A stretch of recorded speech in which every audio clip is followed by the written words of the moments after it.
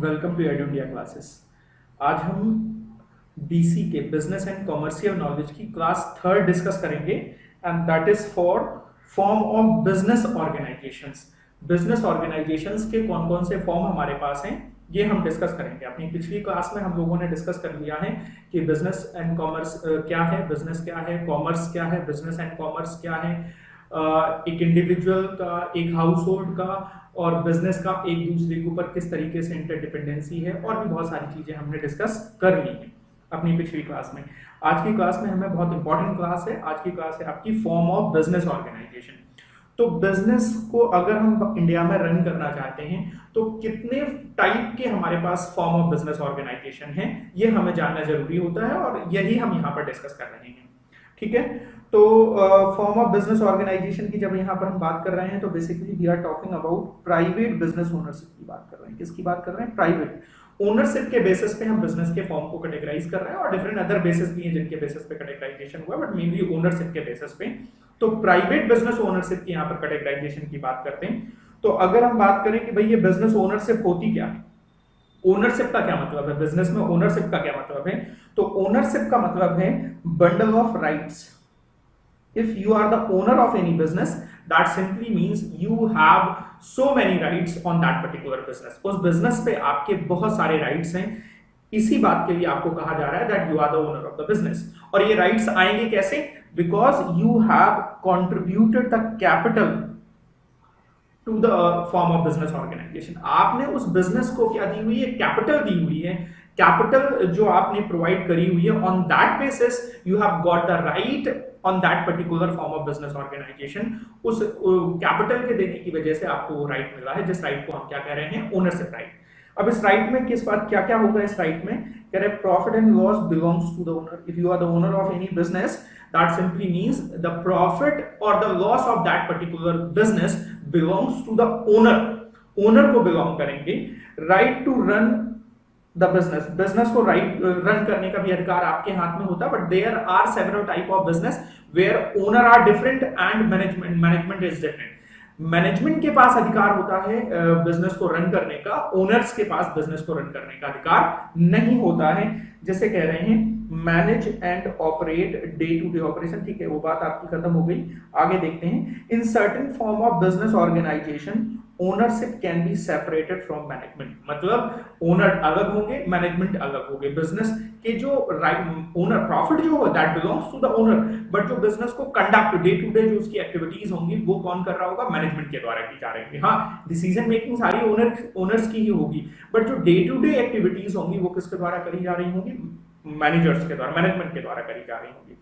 The transfer of ownership by succession after the owner's death. हम ownership को क्या कर सकते हैं? ट्रांसफर कर सकते हैं। सक्सीड कर जाती है owner in the case of death. Death के केस में वो हो सकती है। कई बार इसके लिए स्पेसिफिक एग्रीमेंट हो सकते हैं। सक्सेशन बाय विल, वसीयत करके आप सक्सेशन करा सकते हैं। कह रहे बिजनेस में बी ओन्ड बाय सिंगल और ज्वाइंटली। जो ओनरशिप है किसी भी बिजनेस में वो एक पर्सन के द्वारा ओनरशिप हो सकती है, या एक से अधिक पर्सन के द्वारा ज्वाइंटली ओनरशिप हो सकती है। कह रहा बिजनेस में बी ऑर्गेनाइज्ड एज प्रोप्राइटरी और कॉर्पोरेट कंसर्न। हम बिजनेस को यहां पर दो तरीके से कैटेगराइज कर सकते हैं, proprietary concern and corporate concern. Proprietary concern का मतलब है प्रोप्राइटरशिप फर्म मत समझिएगा, जो सोल प्रोप्राइटरशिप जिसे कहते हैं। प्रोप्राइटरशिप तो है, तो प्रोप्राइटरशिप में फर्दर कैटेगरी हो जाएंगी आपकी सोल प्रोप्राइटरशिप या पार्टनरशिप के रूप में हो सकती है। तो प्रोप्राइटरी कंसर्न, प्रोप्राइटरी कंसर्न का मतलब होता है जो ओनर और मैनेजमेंट सेम है। आप ऐसे समझ लीजिए कि ओनर और मैनेजमेंट दोनों ही सेम है तो प्रोप्राइटरी कंसर्न है, और अगर ओनर और मैनेजमेंट अलग है तो वो कॉर्पोरेट कंसर्न, कॉर्पोरेट कल्चर का रूप आ जाता है। प्रोप्राइटरी कंसर्न का मतलब होता है business owner actively participate in day to day working. मैंने आपसे कहा हुआ है कि ओनर और जो मैनेजमेंट है both are the same. Owner और मैनेजमेंट सेम है, दोनों में कोई डिफरेंस नहीं है। ओनर बिजनेस को ओन भी कर रहा है और साथ ही साथ में उस बिजनेस के डे टू डे एक्टिविटीज को भी कंडक्ट कर रहा है। कॉर्पोरेट कंसर्न में क्या होता है कि ओनर अलग होते हैं और मैनेजमेंट अलग होता है। जैसे कि आपने कंपनी के केस में देखा हुआ है कि ओनर शेयर होल्डर होंगे, बट मैनेजमेंट कौन होगा, जो शेयर होल्डर के द्वारा मैनेजमेंट अपॉइंट किया होगा, बोर्ड्स के द्वारा जो मैनेजमेंट अपॉइंट किया गया होगा। तो बिजनेस को रन कर रहा होगा मैनेजमेंट, जबकि ओनर कौन होंगे, शेयर होल्डर होंगे। तो वो आपका जो फॉर्म ऑफ बिजनेस ऑर्गेनाइजेशन कहलाएगी वो कहलाएगी कॉर्पोरेट कंसर्न कहलाएगी। क्या कहलाएगी, कॉर्पोरेट कंसर्न। जो form of private business ownership है, तो वो प्राइवेट बिजनेस की अगर हम बात करें तो हमारे पास कुछ इस तरीके से हैं। सोल प्रोप्राइटरशिप, जहां पर सिंगल ओनर हो रहा होगा। HUF, Hindu undivided family partnership, LLP, और कंपनी जिसे हम ज्वाइंट स्टॉक कंपनी भी कहते हैं। वैसे तो बेटा ये सारे पार्ट, आप पार्टनरशिप की बात करें, प्रोप्राइटरशिप को छोड़ दीजिए, आप पार्टनरशिप की बात करें, आप LLP की बात करें, आप कंपनी की बात करें, ये सारी बातें आप डिटेल में डिस्कस करेंगे अपने लॉ के पेपर में। डिटेल डिस्कशन है कंपनी के ऊपर, डिटेल डिस्कशन है पार्टनरशिप के ऊपर, LLP के ऊपर भी उन्होंने पूरा एक सेक्शन में पार्ट बना हुआ है, तो डिटेल डिस्कशन होगी। बट यहाँ पर थोड़ा सा मैं ब्रीफ डिस्कशन करूंगा, जिससे आपको एक आइडिया हो जाएगा। अगर आपने वहां लॉ में पढ़ा होगा तो आपका रिवीजन भी हो जाएगा, और बाकी एक बार आप डिटेल जब वहां पर डिस्कस कर लेते हैं तो यहाँ पर बहुत ज्यादा सारी बातें बेसिकली यहाँ पर कवर अप हो जाती हैं आपकी। करें सोल प्रोप्राइटरशिप। सोल प्रोप्राइटरशिप में जो बिजनेस होते हैं वहां पर एक सिंगल ओनर होगा, और इन बिजनेसेस की जो स्केल होगी छोटे लेवल पे काम किए जाते हैं। जैसे कि आप देख रहे होंगे कि आपके आसपास जो छोटी मोटी शॉप्स होती हैं वो सारी सोल प्रोप्राइटरशिप में होती हैं। सिंगल ओनर होता है, एक अकेला व्यक्ति ही बिजनेस को ओन कर रहा होगा। दैट डज नॉट मीन कि वो अकेला ही काम कर रहा है, उसके अंडर में कुछ और काम कर सकते हैं, वर्कर्स काम कर सकते हैं, बट जो ओनर है वो अकेला है। तो ऐसे बिजनेसेस को हम क्या कहेंगे, सोल प्रोप्राइटरशिप बिजनेस कहेंगे। कह रहे स्मॉल स्केल में होंगे, लाइक अ सेल्फ एम्प्लॉयमेंट, और ये बिजनेस कई बार सेल्फ एम्प्लॉयमेंट की तरह होते हैं। हम सेल्फ एम्प्लॉयड हो गए, अपना बिजनेस हमने खुद ही स्टार्ट कर लिया, हम सेल्फ एम्प्लॉयड हो गए। अगर हम सोल प्रोप्राइटरशिप की बात करें तो कह रहे हैं easiest and earliest form of business, सबसे आसान है, कोई रजिस्ट्रेशन का इशू नहीं है, कोई मैनेजमेंट का इशू नहीं, बहुत सारा, बिल्कुल सिंपल है। आपने डिसाइड किया कि आपको बिजनेस करना है, आपके पास खुद के कुछ कैश और कैपिटल, खुद के कुछ आपके एसेट्स हैं, उन्हीं को लेके आप अपनी बिजनेस एक्टिविटी को स्टार्ट कर देते हो। सोल प्रोप्राइटरशिप की जरूरत होती है। कह रहे हैं सोल एंटरप्रेन्योर, जो सोल प्रोप्राइटर है, is regarded as an economic hero, उसे हम इकोनॉमिक हीरो कहते हैं। एन ऑटोनोमस इंडिविजुअल भी कहते हैं। क्या कहते हैं, ऑटोनोमस। ऑटोनोमस का मतलब है सारे राइट्स आपके हाथ में, सारी डिसीजन मेकिंग, सारे पार्ट, सब कुछ आपके हाथ में, आप ऑटोनोमस हो, किसी और का आप पे बहुत ज्यादा कंट्रोल नहीं है। ऐसी ऑर्गेनाइजेशंस को हम क्या कह रहे हैं, ऑटोनोमस कह रहे हैं। तो जो सोल प्रोप्राइटर होते हैं उन्हें हम इकोनॉमिक हीरो के नाम से भी जानते हैं और ऑटोनोमस इंडिविजुअल के भी नाम से जानते हैं। याद रखना है, पूछा जा सकता है।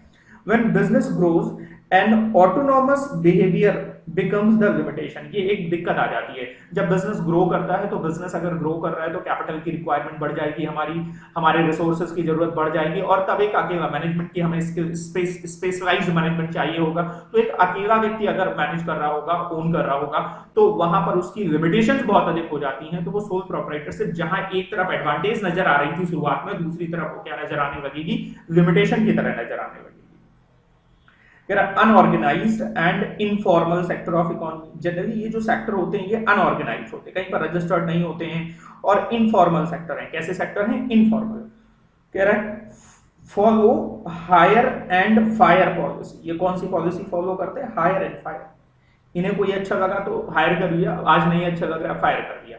मतलब यहाँ कोई इंप्लॉइज के बीच में ऐसा कॉन्ट्रैक्ट नहीं होता है, जैसे बड़ी बड़ी ऑर्गेनाइजेशन में लेबर एक्ट लग जाते हैं, और भी बहुत सारे पीएफ कट रहे हैं, ईसीएस वगैरह, और भी जो इंश्योरेंस वगैरह है वो भी सारी चीजें कट रही होती हैं, ठीक है। बट यहाँ पर ऐसा कुछ नहीं होगा, आप हायर एंड फायर, जब भी चाहो आप हायर कर देते हो, जब भी चाहो आप फायर कर देते हो।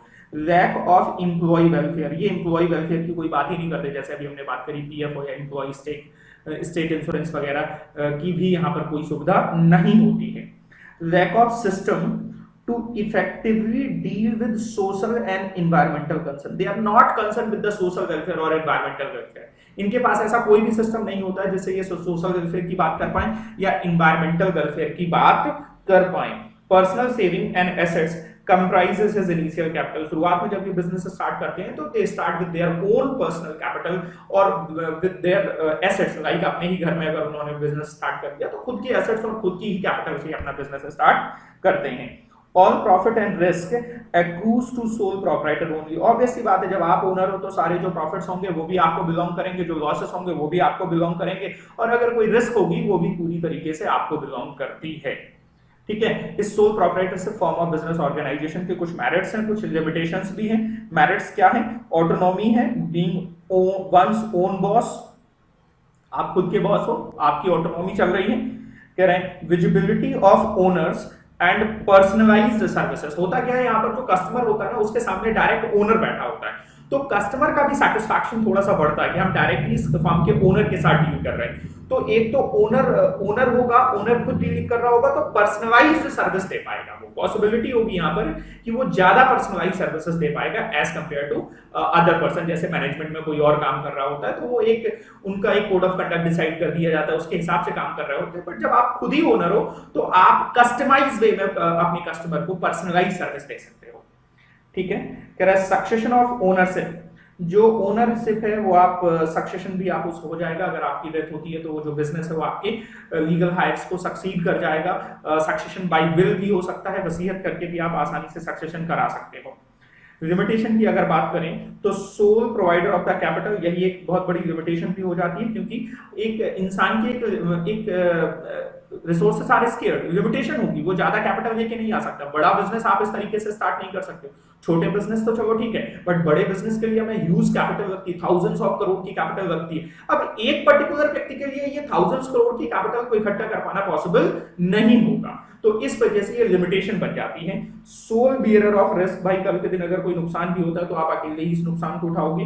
और अनलिमिटेड लायबिलिटी, लायबिलिटी अनलिमिटेड होती है, मतलब कल के दिन अगर बिजनेस में कोई लॉस हो जाता है ना तो उस लॉस को आपकी पर्सनल प्रॉपर्टी से भी रिकवर कर लिया जाएगा। जबकि कंपनी वगैरह के केस में जहां ओनरशिप और मैनेजमेंट सेपरेटेड होता है तो वहां पर आपकी लायबिलिटी, आपका जो शेयर कैपिटल, शेयर का अमाउंट है वहीं तक होती है, आपके ज्यादा से ज्यादा वो कैपिटल जो आपने दी हुई है, पैसा लगाया हुआ है वो डूबेगा, लेकिन आपके पर्सनल एसेट वहां अटैच नहीं किए जाएंगे।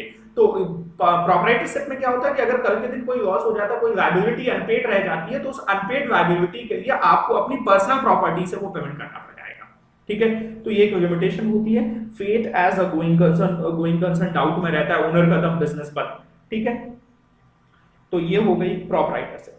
थोड़ा सा मैं फास्ट मोड में बात कर रहा हूँ, और फास्ट मोड में बात करने का पर्पस यही है कि सारी चीजें लगभग आप कहीं ना कहीं पर और पढ़ेंगे और डिटेल में पढ़ेंगे। जैसे प्रोप्राइटरशिप में तो चलो ठीक है, आप ज्यादा कहीं इनकी बातें नहीं करेंगे, बट यहाँ पर हमने बातें करी है। जैसे पार्टनरशिप की बात आ रही है तो पार्टनरशिप आप पूरा एक्ट है आपका लॉ में, तो वहां पर आप पढ़ेंगे partnership act 1932। Partnership detail discussion है पार्टनरशिप से रिलेटेड आपकी।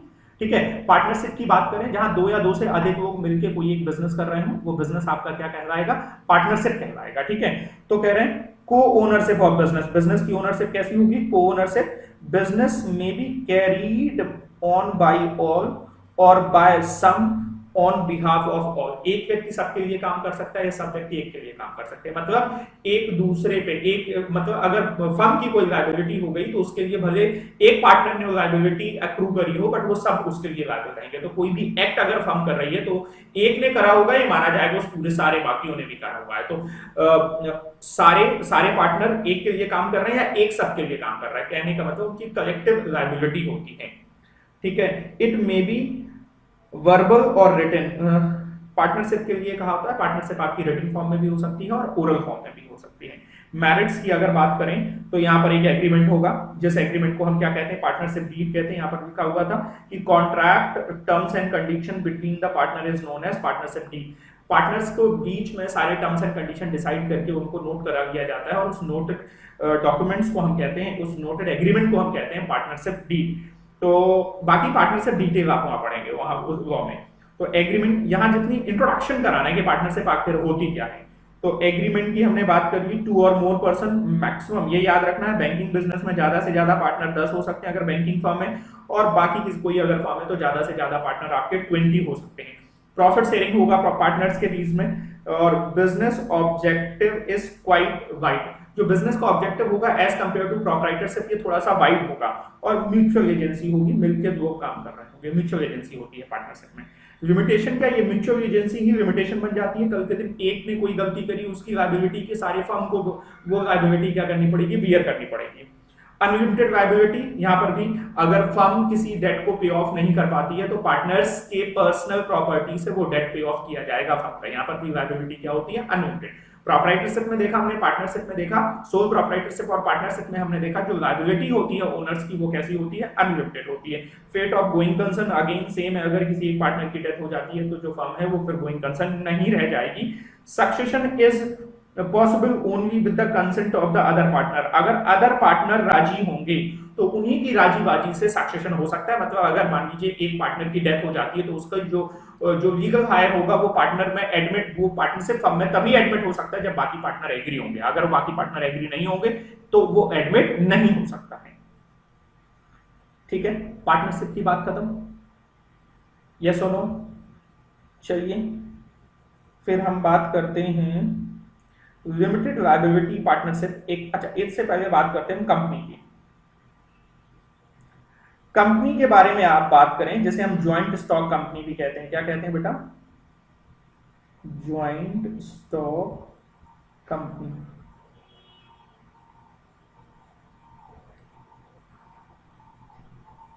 यहां पर ओनर और मैनेजमेंट अलग अलग सेपरेटेड होते हैं। ये आपकी गोइंग कंसर्न होती है, owner will come, owner will go, but company will continue to be exist. Company के बारे में अगर हमें समझना है तो कंपनी की कुछ कैरेक्टरिस्टिक्स हैं, आप इनको याद रख लीजिए तो कंपनी की काफी कुछ चीजें आपको समझ में आ जाएंगी। और बाकी डिटेल्ड डिस्कशन है कंपनी का आपके लॉ में। तो स्प्लिट एसी कैरेक्टरिस्टिक्स क्या है कंपनी की, split AC, S for separate legal entity. Separate legal entity मतलब देखिए प्रोप्राइटरशिप में क्या था, ओनर और बिजनेस सेम था। यहाँ पर क्या है, सेपरेट लीगल एंटिटी, ओनर अलग बिजनेस अलग, दोनों, और बिजनेस को, ऑर्गेनाइजेशन को, फर्म को एक लीगल एंटिटी का दर्जा दिया हुआ है, जैसे हम कह रहे हैं separate legal entity. P for perpetual succession, never ending process है, चलती रहेगी, owner will come, owner will go, but company will continue to be exist.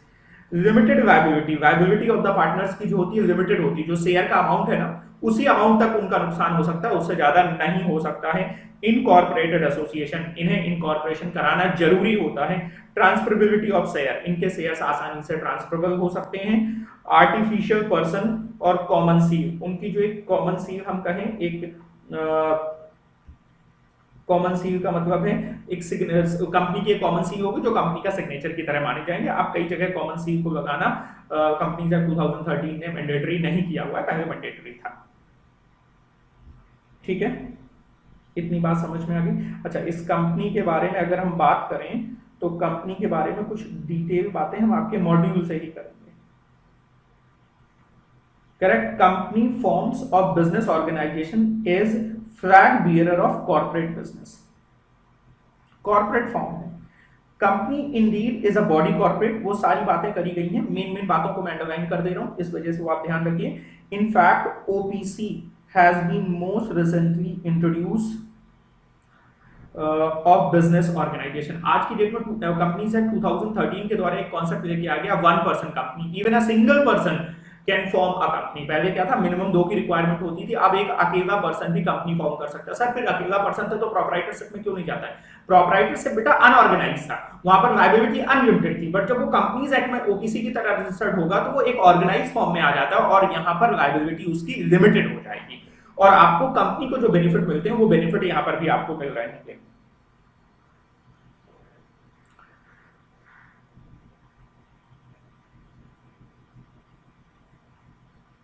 ये कंपनी के बारे में कुछ चीजें हैं, आप पढ़ लीजिएगा। कंपनी की अगर हम बात करें तो 2 डॉक्यूमेंट्स होते हैं, एमओए और एओए, आर्टिकल ऑफ एसोसिएशन और मेमोरेंडम ऑफ एसोसिएशन। देखिए जो मेमोरेंडम है वो किसके लिए बना है, आप कंपनी की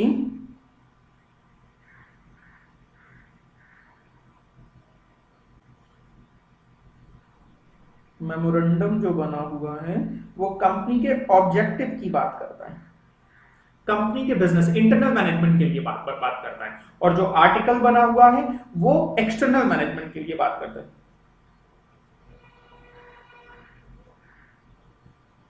सॉरी मैंने थोड़ा सा उल्टा कह दिया, जो एओ है, एओए आर्टिकल ऑफ एसोसिएशन, वो है आपका इंटरनल रेगुलेशन के लिए, और जो एमओए है वो है आपका एक्सटर्नल रेगुलेशन के, मतलब कोई आउटसाइडर अगर कंपनी के साथ इंटरेक्ट करना चाहता है, कंपनी के साथ डीलिंग करना चाहता है, तो वो एमओए को ध्यान में रखते हुए एमओए को स्टडी करेगा और उसमें सारी टर्म्स एंड कंडीशन लिखी होंगी कंपनी के बारे में, कंपनी की डिटेल जो गिवन होगी वो एमओए में गिवन होगी।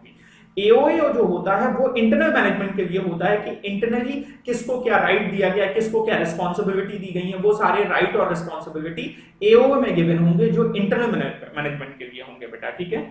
और फिर कंपनी है अगर तो इन्हें स्टैट्यूटरी ऑडिट करानी पड़ेगी, क्वार्टरली इनके रिटर्न्स जाएंगे, इनको लिस्टिंग भी हो सकती है, listed company unlisted company, detail discussion company को लेके आगे आपको करना है, लॉ के चैप्टर में करना है।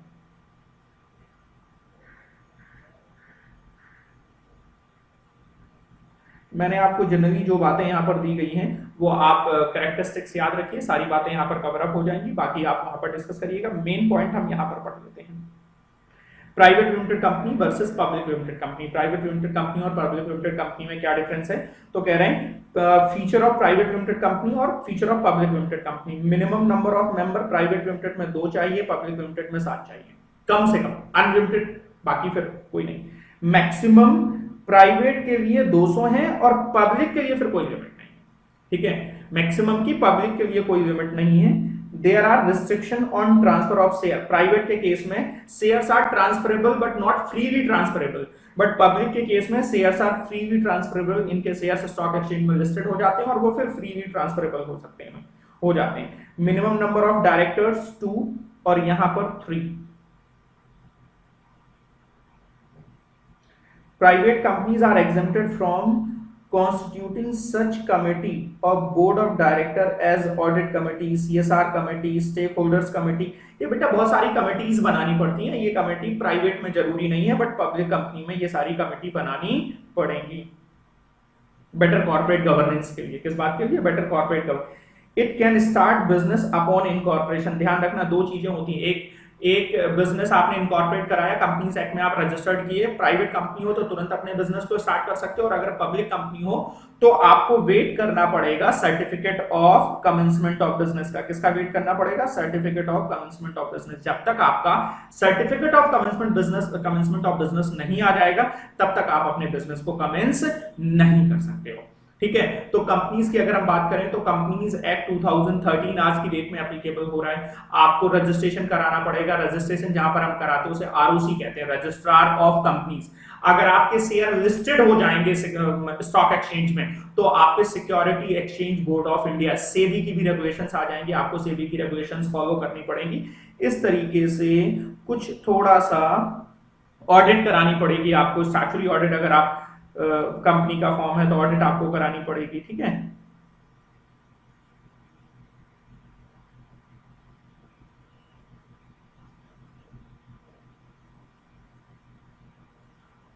चलो बाकी आप एक बार रीड करिएगा।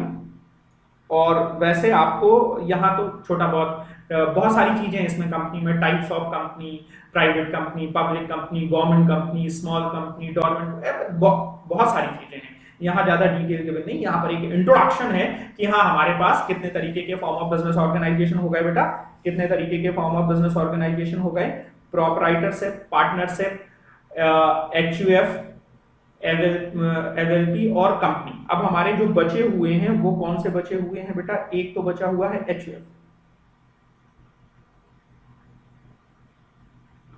एचयूएफ की अगर हम बात करें तो एचयूएफ में कहा जा रहा है हिंदू अनडिवाइडेड फैमिली।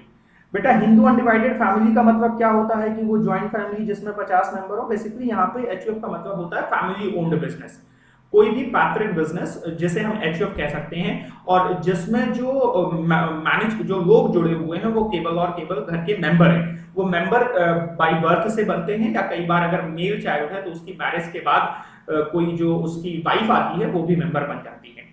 तो कह रहे हैं HUF can not be formed by a group of people who do not constitute family. अगर फैमिली का पार्ट नहीं है तो आप एचयूएफ नहीं बना सकते हैं। HUF enjoys a separate entity status under the income tax. Income tax में एचयूएफ को सेपरेट एंटिटी का स्टेटस दिया गया है। कह रहे हैं 3 successive generation of an undivided family are taken to HUF. मतलब दादाजी, पिताजी और जो बच्चे हैं, ग्रैंडसन, ये तीनों इस एचयूएफ का पार्ट माने जाएंगे, एचयूएफ को बनाएंगे। इट इंक्लूड्स, और हिंदू का नाम यूज किया गया है, बट ये एचयूएफ का जो बेनिफिट है ये बुद्धिस्ट को मिलेगा, जैन को मिलेगा, पारसी को मिलेगा, सिख फैमिलीज को भी मिलेगा। ठीक है, और एचयूएफ को अगर आपको बेटर समझना है तो उसके लिए ए हिंदू सक्सेशन एक्ट 1956 को अगर हम स्टडी करते हैं तो एचयूएफ से रिलेटेड सारी बातें वहां पर क्लियर हो जाती है। मतलब बेसिकली कह सकते हो एचयूएफ के लिए ये एक्ट आपका एप्लीकेबल होता है। मेरिट्स की अगर बात करें तो एचयूएफ बनती है फॉर्म्ड बाय बर्थ। अगर आपकी बर्थ हो जाती है किसी फैमिली में एचयूएफ में तो आप उसके पार्ट मेंबर बन जाते हो। फैमिली पूल्ड रिसोर्सेज होंगे, मतलब जो रिसोर्सेज जो कैपिटल लगाई होगी वो फैमिली से ही मिल के लगाई होगी, बाहर से हमने जनरली नहीं ली होगी। Social capital through family involvement, और पूरी फैमिली का इन्वॉल्वमेंट होता है बेटा, सब लोग काम कर रहे होते हैं, इस ऐसी कैपिटल को हम क्या कह रहे होंगे, social capital. Decision making is quick, करता होगा बेटा, करता ही इस पूरे बिजनेस को मैनेज कर रहा होगा और उसी के हाथ में सारे डिसीजन होते हैं, तो डिसीजन फास्ट होते हैं as compare to company corporate SSC. Limitation, family member are automatically become co owner by birth. एक लिमिटेशन है बेटा, अभी 4 मेंबर थे, एक नए बच्चे की बर्थ होती है, एक मेंबर और बढ़ गया, उसका शेयर बढ़ गया, और इन मेंबर्स को हम को पार्टनर कहते हैं। क्या कहते हैं बेटा, को पार्टनर कहते हैं।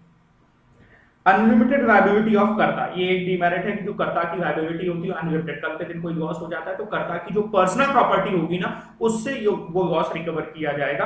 फेट ऑफ गोइंग कंसर्न, भाई डेथ हो जाती है अगर कर्ता की तो कई बार वो एचयूएफ क्या हो जाती है, टूट जाती है, गोइंग कंसर्न खत्म हो जाती है, नई एचयूएफ बनेगी अलग बात है। सक्सेशन हो सकता है एचयूएफ का बाय विल से हो सकता है और इनहेरिटेंस से हो सकता है। किससे हो सकता है, इनहेरिटेंस, आपकी पीढ़ी दर पीढ़ी वो आती चली जाती है, इस तरीके से क्या हो जाता है, सक्सेशन हो जाता है। देन अगली बात कर लेते हैं हम लिमिटेड लायबिलिटी पार्टनरशिप, एलएलपी।